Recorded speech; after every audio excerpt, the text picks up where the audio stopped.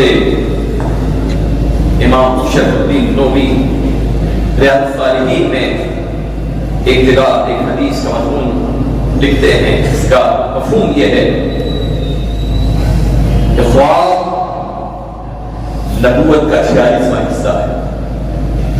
اور ایک اور جگہ جو حدیث شریف آپ نے درج کی اس کا مفہوم عرض کر رہا ہوں۔ فرمایا رسول اللہ صلی اللہ علیہ وآلہ وسلم نے کہ جس نے خواب میں مجھ کو دیکھا وہ عنقریب حقیقت میں مجھ کو دیکھ لے گا، یا جس نے خواب میں دیکھا اس نے مجھ ہی کو دیکھا، اس لیے کہ شیطان میری شکل اختیار نہیں کر سکتا۔ کہ اللہ کے نبی علیہ السلام کے فرمان ذیشان کے مطابق اس امت کے صالحین کے خواب کی اہمیت ہے۔ عزیزان من، علامہ عبدالستار خان نیازی مجاہد ملت، علامہ شاہ احمد قرآنی رحمۃ اللہ تعالی علیہ اور دیگر علماء حج بیت اللہ اور زیارت روضہ رسول کی نیت سے حرمین شریفین روانہ ہوتے ہیں۔ مدینہ طیبہ جب حاضری ہوتی ہے، ایک رات آتی ہے کہ سرور دو عالم صلی اللہ علیہ وآلہ وسلم کی ہجرت کا منظر بیان کرنا شروع کرتے ہیں کہ حضرت کے اگر فضائل کو دیکھا جائے، آپ کی علمیت کو دیکھا جائے، آپ کی روحانیت کو دیکھا جائے تو ہر پہلو میں مثال آپ ہے۔ 1944 میں قائد ملت اسلامیہ کی رسالہ بندی ہوتی ہے۔ شہزادہ اعلیٰ حضرت مفتی اعظم ہند حضرت مفتی مصطفیٰ خواجہ فاضل بلد تشریف فرما، صدر الافاضل علامہ نعیم الدین برادر آبادی تشریف فرما ہے۔ آپ کے استاد محترم حضرت علامہ غلام جیلانی میرٹھی تشریف فرما ہے۔ آپ کے والد گرامی والد اعظم شاہ عبد العزیز صدیقی تشریف فرما ہے۔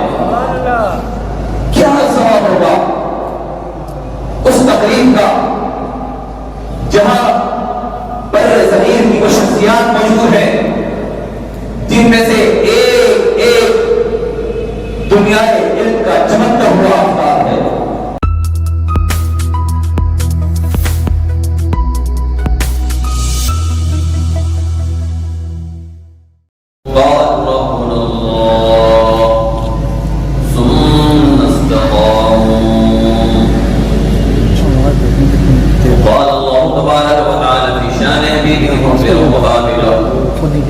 إن الله وملائكته يصلون على النبي يا أيها الذين آمنوا صلوا عليه وسلموا تسليما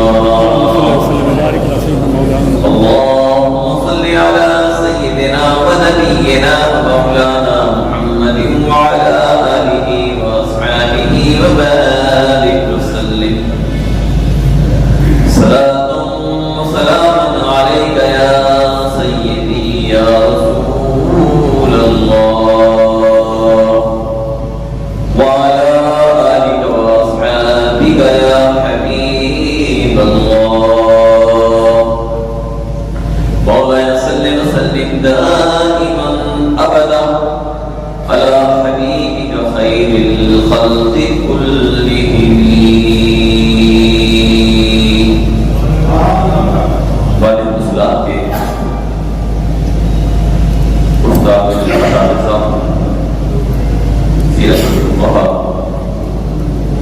علامہ مفتی محمد الیاس صاحب رضی اشرفی،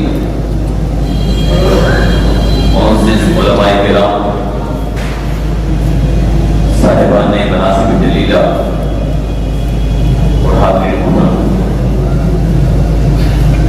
انتہائی شکرگزار ہوں قوا مسجد کی انتظامیہ کا اور آج کے اس مقام کے انعقاد میں خصوصی تعاون میں شامل رہا فدائی قائد اہل سنت حاجی عبد الحمید وانی صاحب کا، ان کے رفقا کا، اور ساتھ ہی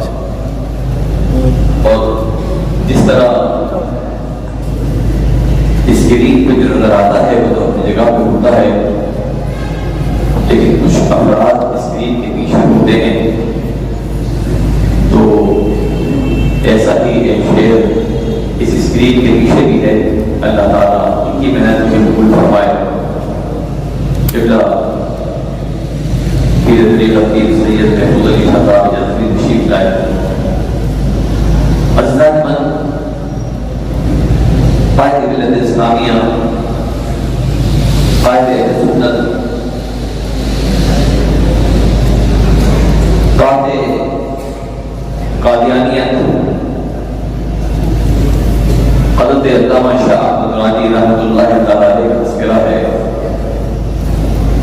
شاعر نے کہا تھا کہ ایسا کہاں سے لاؤں کہ دوسرا کہوں سے۔ قبلہ استاد علماء کے سامنے یہ سوچ کر تو رجوع کی جا سکتی ہے کہ ایک طالب علم اپنا سبق سنا رہا ہے، ورنہ فارسی خواہ کہتے ہیں کہ آپ آمد طیب برخاست ہو۔ صورت میں ان کی شدتیں ہیں کہ ہم جیسے طالب علم کو بھی برداشت کر لیتے ہیں، یہ ان کا بڑا پن ہے۔ اسرا نے بحث کر رہا تھا کہ حضرت کے اگر فضائل کو دیکھا جائے، آپ کی علمیت کو دیکھا جائے، آپ کی روحانیت کو دیکھا جائے تو ہر پہلو میں مثالات ہیں۔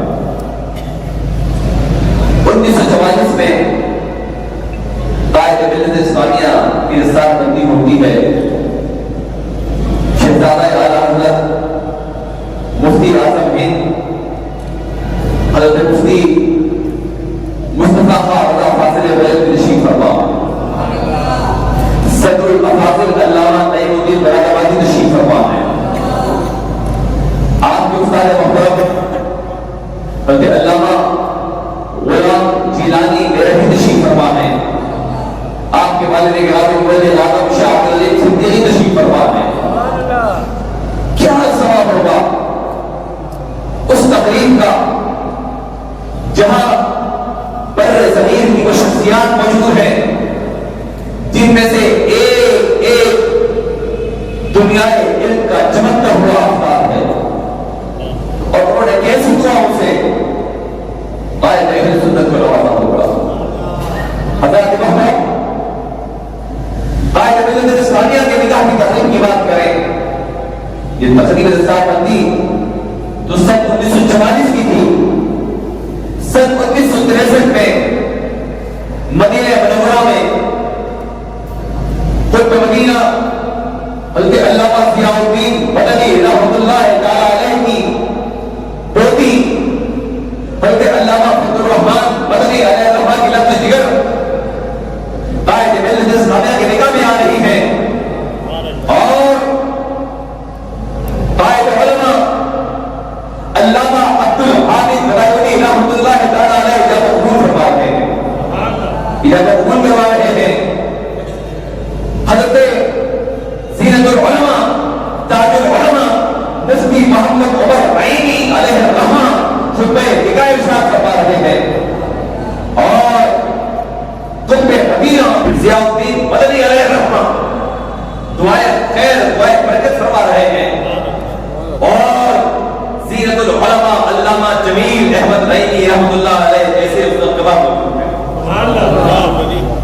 قائد ملت اسلامیہ کی زندگی کے ہر پہلو کو دیکھیں تو اتنا نمایاں ہے، اتنا منفرد ہے کہ وہ شخصیات جن میں سے ایک ایک شخصیت کی نسبت کے لیے لوگ ترستے ہیں، جن میں سے ایک ایک شخصیت کی نسبت میں لوگ ناز کرتے ہیں، اور قائد ملت اسلامیہ کی زندگی میں ایسی بے شمار شخصیات شامل ہیں۔ یہ کرم والا ہے کرم۔ حضرات محترم، قائد ملت اسلامیہ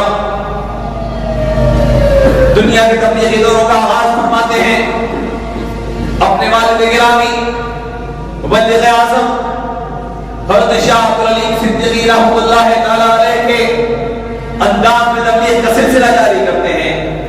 مجھے قبلہ ہاشمی میاں کی تقریر کا وہ حصہ نظر آ رہا ہے، تقریر کا وہ حصہ یاد آ رہا ہے۔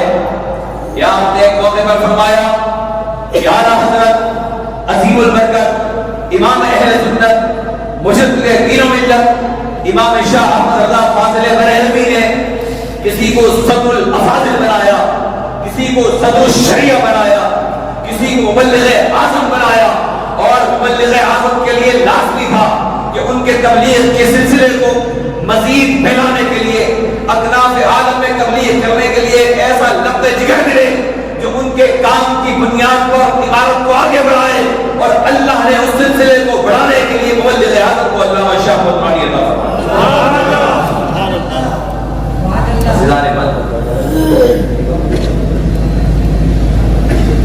حضرت امام شرف الدین نووی ریاض الصالحین میں ایک جگہ ایک حدیث کا مضمون لکھتے ہیں، جس کا مفہوم یہ ہے کہ خواب نبوت کا 46واں حصہ ہے۔ اور ایک اور جگہ جو حدیث شریف آپ نے درج کی، اس کا مفہوم عرض کر رہا ہوں۔ فرمایا رسول اللہ صلی اللہ علیہ وآلہ وسلم نے کہ جس نے خواب میں مجھ کو دیکھا وہ عنقریب حقیقت میں مجھ کو دیکھ لے گا، یا جس نے خواب میں دیکھا اس نے مجھ ہی کو دیکھا، اس لیے کہ شیطان میری شکل اختیار نہیں کر سکتا۔ کہ اللہ کے نبی علیہ السلام کے فرمان ذیشان کے مطابق اس امت کے صالحین کے خواب کی اہمیت ہے۔ عزیزان من، علامہ عبدالستار خان نیازی مجاہد ملت، علامہ شاہ احمد نورانی رحمۃ اللہ تعالی علیہ اور دیگر علماء حج بیت اللہ اور زیارت روضہ رسول کی نیت سے حرمین شریفین روانہ ہوتے ہیں۔ مدینہ طیبہ جب حاضری ہوتی ہے، ایک رات آتی ہے کہ سرور دو عالم صلی اللہ علیہ وآلہ وسلم کی ہجرت کا منظر بیان کرنا شروع کرتے ہیں، اور کہا جاتا ہے کہ یاد کرو وہ وقت جب حضور سرور دو عالم صلی اللہ علیہ وآلہ وسلم مدینہ طیبہ تشریف لا رہے تھے۔ اہل مدینہ کا کیا انداز تھا، نوجوان اپنے انداز میں، بوڑھے اپنے انداز میں، بچیاں اپنے انداز میں، عورتیں اپنے انداز میں سرور دو عالم کا استقبال کر رہی تھی۔ حضور ختمی مرتبت کی سواری جب مدینہ طیبہ میں داخل ہوئی، حضور ختمی مرتبت کے استقبال کے لیے ہر انصاری یہ چاہتا تھا کہ سرور دو عالم صلی اللہ علیہ وآلہ وسلم آج اس کے گھر میں تشریف فرما ہو جائے۔ ہر ایک آگے بڑھ کر سرور دو عالم کی سواری کی لگام پکڑنا چاہتا تھا۔ میرے آقا پر نزول وحی کی کیفیت تھی، فرمایا میری سواری کو چھوڑ دو، یہ مامور من اللہ ہے، اللہ رب العزت اسے جہاں حکم فرمائے گا وہاں یہ بیٹھ جائے گی۔ یہ اعزاز حضرت ابو ایوب انصاری رضی اللہ تعالیٰ عنہ کو حاصل ہوا کہ حضور ختمی مرتبت کی سواری وہاں بیٹھ گئی۔ حضور حضرت ابو ایوب انصاری رضی اللہ تعالیٰ عنہ کے اس گھر میں آرام فرماتے ہیں، تشریف فرما ہوتے ہیں۔ یہ حضرت علامہ عبدالستار خان نیازی، علامہ شاہ احمد نورانی اور دیگر علماء کے درمیان گفتگو ہو رہی تھی۔ جب گفتگو اس نہج پہ پہنچی تو سوال یہ پیدا ہوا کہ حضرت ابو ایوب انصاری کا جو گھر تھا آج وہ کس مقام پر وہ جگہ ہے؟ علامہ شاہ احمد نورانی نے فرمایا کہ یہ فلاں جگہ ہے، لیکن اللہ مجاہد ملت نے اس رائے سے اختلاف کیا، کہا نہیں یہ فلاں جگہ ہے۔ بات بحث کی حد تک بڑھ گئی۔ علامہ شاہ احمد نورانی ایک جگہ کے بارے میں مزید تھے کہ یہ وہ جگہ ہے جو حضرت ابو ایوب انصاری رضی اللہ تعالیٰ عنہ کا کاشانہ اقدس تھا، اور حضور ختمی مرتبت نے یہاں آرام فرمایا تھا۔ جبکہ مجاہد ملت کی رائے اور تھی، رات کا کافی حصہ بیت گیا، لوگ سونے کے لیے چلے گئے۔ مجاہد ملت کہتے ہیں کہ میں سویا اور میں نے دیکھا کہ خواب میں حضور ختمی مرتبت صلی اللہ علیہ وآلہ وسلم اپنی تمام تر جلوہ سامانیوں کے ساتھ تشریف فرما ہے، اور کہتے ہیں مان کیوں نہیں جاتے تو یہ کہہ رہے ہیں تو اس کہہ رہے ہیں۔ کوئی ایسا چہیدہ موتی بھی تو ہو۔ عاشق نے کہا تھا کہ کتنوں کو روز ہوتے ہیں دیدار رات کے، اور کتنے تڑپتے رہتے ہیں دیدار کے واسطے۔ ایک موقع پر حضرت علامہ عبدالغفور نقشبندی تشریف لائے اور کہا حضرت آپ پر تو حرمین شریفین جانے پر پابندی ہے نا، میں عمرہ ادا کرنے کے لیے گیا تھا اور میں نے مسجد نبوی میں آپ کو دیکھا تو کیا آپ وہاں تشریف فرما تھے؟ فرمایا کہ حضرت بس یہ اللہ کے نبی علیہ السلام کا کرم ہے کہ فقیر کی حاضری ہوتی ہے۔ عزیزان من، بات جب قوم کی چلی تو اس سے بڑھ کر رحم و خواب ہے جو علامہ محمد یونس نے بڑی احتیاط کے ساتھ بیان کیا۔ 6 جون 1973 کا بات انہوں نے بیان کیا کہ جب قائد ملت اسلامیہ حضرت علامہ شاہ احمد درانی صدیقی علیہ الرحمہ کے ساتھ لاہور میں وہ واقعہ پیش آیا تھا جب کچھ گنڈوں نے، جب کچھ نام نہاد جالوں نے آپ کی تصحیح کرنے کی کوشش کی اور علماء اس پر کافی ملول تھے۔ علامہ یونس کہتے ہیں کہ میں بھی بڑا خوب دیر سے نیند آئی، میں نے ایک عجیب منظر دیکھا کہ میں ایک باغ میں کھڑا ہوا ہوں، بڑا حسین باغ ہے، مگر میں دیکھتا ہوں کہ اس باغ کو میں نے اس سے پہلے نہیں دیکھا، کس مقام پر آ گیا ہوں۔ اتنے میں دیکھا کہ امت کے اکابرین وہاں موجود ہیں، وہاں غوث و قطب آئے ہوئے ہیں، علماء و صالحین آئے ہوئے ہیں، اور تھوڑی ہی دیر میں دیکھا کہ آسمان سے ایک خوبصورت تخت چلا آ رہا ہے اور سب کی توجہ اس تخت کی طرف ہے، اور اس تخت کے ساتھ جو مسند نشین ہے وہ تو اپنے مقام پر 4 اور شخصیات بھی آ رہی ہیں۔ میں نے کسی سے پوچھا یہ کیا ہے، کیا ماجرا ہے، یہ آنے والا کون ہے؟ کہا تم دیکھتے نہیں، حضور ختمی مرتبت کی سواری آ رہی ہے، حضور ختمی مرتبت کی سواری آ رہی ہے۔ جناب ابوبکر صدیق ان کے ہمراہ ہیں، جناب عمر فاروق ان کے ہمراہ ہیں، جناب عثمان غنی ان کے ہمراہ ہیں، جناب علی ان کے ہمراہ ہیں رضوان اللہ تعالی علیہم اجمعین۔ اور پھر وہ تخت جب وہاں لا کر سجا دیا گیا تو ایک جلسے کا آغاز ہو گیا۔ میں دیکھتا ہوں کہ کچھ لوگ تقریر فرما رہے ہیں، اتنے میں علامہ شاہ احمد درانی آتے ہیں اور آ کر گفتگو فرماتے ہیں۔ جب آپ گفتگو فرماتے ہیں تو آپ آئے نعمت فرماتے ہیں، تائید کے طور پر کہ ہاں ٹھیک ہے ٹھیک ہے۔ پھر حضرت آقائے نعمت سرور دو عالم صلی اللہ علیہ وآلہ وسلم کی طرف متوجہ ہو کر کہتے ہیں کہ حضور کیا آپ کی نبوت کے بعد بھی کوئی نبی ہے؟ کیا آپ کی نبوت کے بعد بھی کوئی نبی ہے؟ حضور اکرم صلی اللہ علیہ وآلہ وسلم فرماتے ہیں نہیں، ایسا دعویٰ کرنے والا جھوٹا ہے، کاذب ہے۔ حضور ختمی مرتبت کے اس ارشاد پر علامہ درانی اپنی گفتگو مزید جاری کرتے ہیں اور کہتے ہیں کہ اسی لیے تو ہم جدوجہد کر رہے ہیں۔ آقا فرماتے ہیں ٹھیک ہے ٹھیک ہے، جس کو حضور ختمی مرتبت صلی اللہ علیہ وآلہ وسلم کسی کام کی طرف مائل فرما دیں، کسی کام کا حکم فرما دیں، اور پھر وہ وقت آیا کہ 1974 میں امام شاہ احمد درانی نے حضور ختمی مرتبہ صلی اللہ علیہ وآلہ وسلم کے عقیدہ ختم نبوت کے تحفظ کے لیے وہ کارنامہ انجام دیا جسے رہتی دنیا ہمیشہ یاد رکھے۔ عزیزان من، میں اکثر یہ عرض کیا کرتا ہوں کہ پاکستان میں دینی جماعتوں کے لیے کام کرنا، کسی دین تحریک کے لیے کام کرنا کتنا مشکل ہے کہ پوری قوم سڑکوں پر آ گئی، لیکن ایک ملعونہ آسیہ کو ہم سزا نہیں کروا سکے۔ پوری قوم سڑکوں پر آ گئی، ایک غازی ممتاز قادری کو ہم تختہ جان سے واپس نہیں لا سکے۔ جس ملک کے اندر ایک گستاخ کو سزا دلوانا محال ہو، جس ملک کے اندر ایک عاشق رسول کو تختہ جان سے واپس لانا محال ہو، اس ملک میں ایک پوری ذریت کو، ایک انگریز کے پالتو طبقے کو، ایک انگریز کے وفادار کو، کفر کے آلائے کار کو، پورے طبقے کو کافر قرار دلوانا کتنا مشکل معاملہ تھا۔